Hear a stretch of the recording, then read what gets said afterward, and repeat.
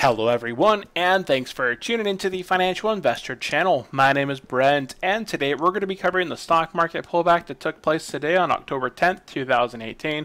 I like to make these videos so whenever the stock market sells off more than like 1.5% or 2% of the market, or all the indexes at a time, when it happens to one index, it's not too bad, but when it happens to all of them, it's, across the market. We're going to take a look at the four main indexes that we track, plus take a look at the overseas markets. I see Asia's bleeding out as well. So last time we had a bit of a pullback in the market was back in March. As far as when I was tracking, March 22nd, 2018, S&P had a bit of a pullback at 2.52, Dow Jones 2.93, NASDAQ 2.43. Now today, S&P 500 sold off 3.29%, continue to sell off into the after hours. We're currently looking at futures down a very good amount. Year to date up 4.19%. Dow Jones sold off 3.15% today. 5-day change down 4.58. Year to date still positive 3.56%. The NASDAQ bled off the most today as tech sell off, lots of tech sell off. I know my buddy's holding on to Amazon and Nvidia. His portfolio bled out quite a bit. 5-day change, down 7.51%. Basically, they lost half of the year to date in just 5 days. So year to date up 7.51%. This is the loser for today. The NASDAQ is the loser. And we have the Russell 2000 down 2.86%. 5-day change down 5.74%. Year to date up 2.6%. Now, we have the emerging markets, that is EMM, I believe, or EEM. Yeah, EEM, Emerging Markets Index. This sold off as well, down 2.97% today. I know a lot of people, 2.92 there, that were actually transitioning some of their funds out of the U.S. markets, kind of moving into, some were talking about Brazil, some were talking about Australian, Canadian and such. So kind of interesting. Are you guys staying within the U.S. sector? Are you guys looking at China, Asia, or not? It's the same thing basically, but Australia, all the different, the EU, the European markets and such. But where are you moving your money? Are you staying here in the markets in the US, or are you trying to go elsewhere? So stock futures currently down. S&P 500 down nearly 4% in the after hours in comparison to it stopping right around 3.29. The NASDAQ continued to bleed off, down 5.27%. So just tack on another 2% onto the NASDAQ here. So they basically lost 6% in a day. If you guys own any of the inverted indexes, I know a lot of people were buying these today. I was following them on Facebook, people saying, hey, taking a couple of my wins here and balancing my portfolio off. They put in just some amount into these leverage funds, such as SPXU is the inverted S&P 500 triple leverage. It went up 9.59%. The SDow, it's the inverted Dow Jones, it went up 9.19%. And the SQQQ, I know some people bought this one, made some very nice gains. This one went up 13.07% on the day and continued to trend up an additional 4% in the after hours. So very good gains there, on some of these investors I was watching as they were making some good moves. Those are the inverted indexes there. So Dow Jones here continue to bleed off a little bit more in the after hours, and the NASDAQ. So those are the markets currently. Japan, everywhere, Asia got hit pretty hard. Europe got hit pretty hard. England got hit pretty hard. So a bit of a sell-off here. We're going to take a look at that right here. So here is the S&P 500. Not a lot of green out there. My only single stock that was positive today was Tatron Components, ticker symbol TAIT. Went up very minuscule. We can see General Mills over there chugging along. It didn't even phase it today, up 1.5%. We got a read over here. VTR was positive. We can see SIBO, not sure. Financial Diversified Investments went positive. So a couple, Dollar Tree, positive 1.65%. Interesting there. So a couple interesting stocks out there. If you guys haven't used FinViz before, great website to kind of give you a general idea of the S&P 500. Also has a free screener on there as well. But taking a look at the world view, we can see that across the world, not only did the U.S. markets, fall hard here. We had Brazil down hard, Colombia down hard. China, where's China? China's on the right here. Alibaba, nearly a 6% sell-off as people were picking that up because they believed that it had bottomed out and it was a great idea to buy it. Another one is JD. JD down here, 4.5% in a day. So very huge sell-off across the markets. I think it's completely fine. We've been kind of trending high. Interest rates are rising, yield curve flattening out. Our 10-year and our 30-year are almost right on point.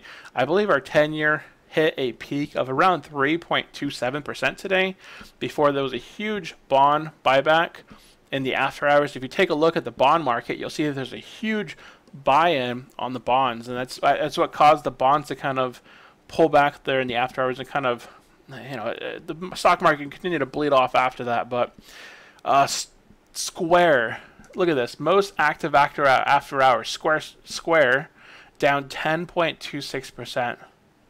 Pfizer, that's only 0.5%. AMD sold off nearly 3% in the after hours. Apple sold off an additional 1%. I know I hold Apple mainly within my IRA. I was down a good 5% in that, so I'm back down in that portfolio.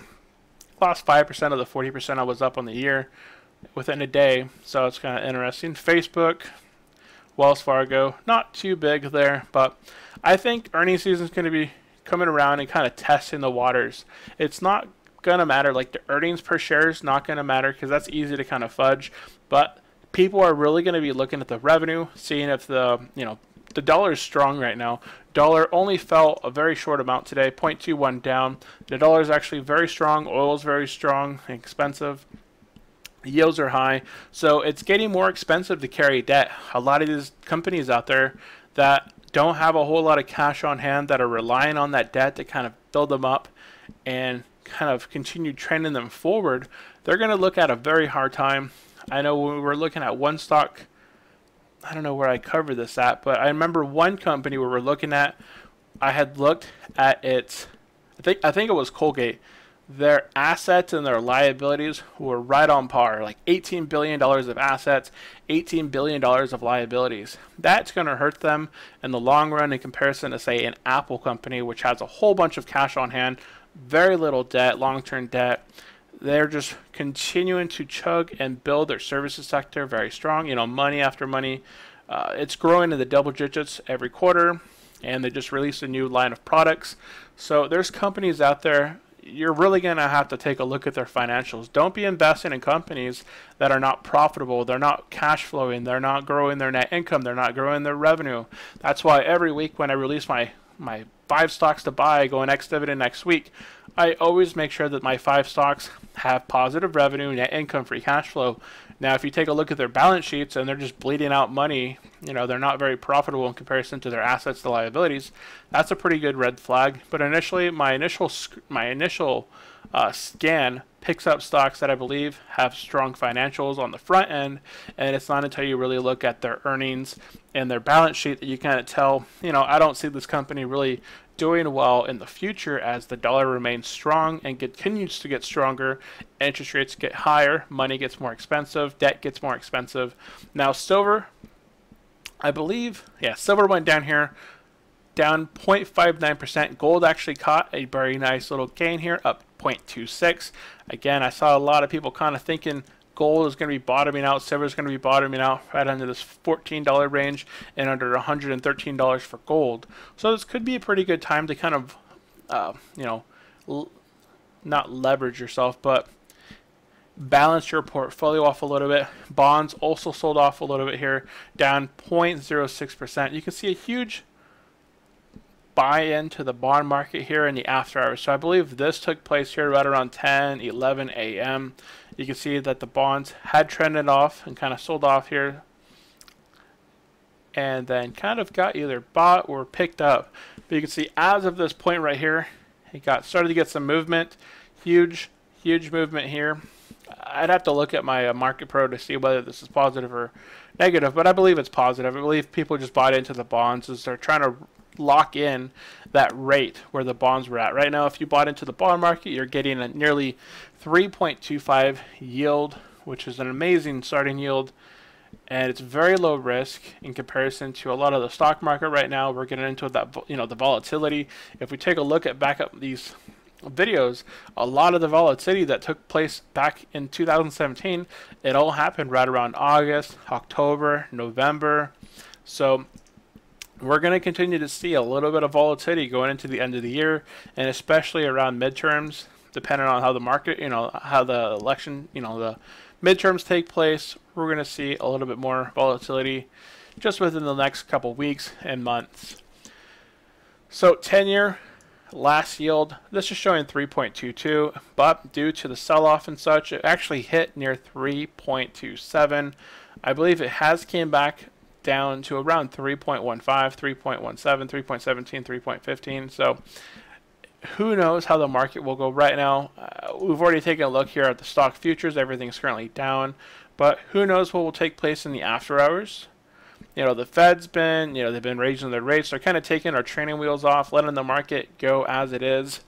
The Fed's not going to be there to buy up bonds and, pump up the market.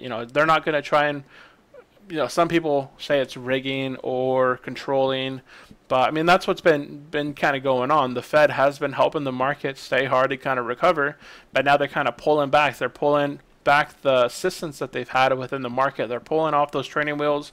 So right now, it's just like a kid going on a bike without his training wheels. He's going to fall off a couple times, have to use his foot a couple times to kind of stabilize. That's what's going to be taking place over the next few weeks. And then eventually, he's going to ride on that bike and just kind of pedal forward, and the markets will continue back on their trajectory, going positive, I believe. Over the next 3 to 6 months, we're going to see the markets kind of be back where they were at or higher. So that is my prediction for the future. Right now, it's looking very incentivized to go into bonds, but at the same time, a big bond sell-off could cause not a huge loss. I mean, what's a loss here of 0.06% in a day? If you have $100,000, you lost, what, 60 or 600? Somewhere around there. Very little in comparison to the total return that you'd be making off that yield. So $100,000 minus 0.06%, that's $60. So not a huge loss there at all. So that is it for this video. I again wanted to just do this video covering the stock market. We had a bit of a pullback. I wanted to make a historical reference saying that we've lost another near 3% across all the indexes here. S&P 3.29, Dow Jones 3.15, NASDAQ 4.08, emerging markets 2.93, and the Russell 2000 2.86. So that is it for this video. I hope you guys have enjoyed it. If there's any questions, let me know in the comment section below. Remember to check out FinViz. This is a great video. If you're looking for some stocks that are doing well in the day, always head over to finviz.com. Take a look at the S&P. You can even take a look at the full market here. This is an amazing visual. You're like, hey, what stocks could be possibly trending up right now where I could kind of, escape the mess. So that is it. Thanks, you guys. If you have any questions, drop me a comment. If you liked the video, give it a thumbs up. And this is all for the historical reference of the corrections and kind of pullback. So thanks for tuning in. I will see you next time. Have a great day. Bye.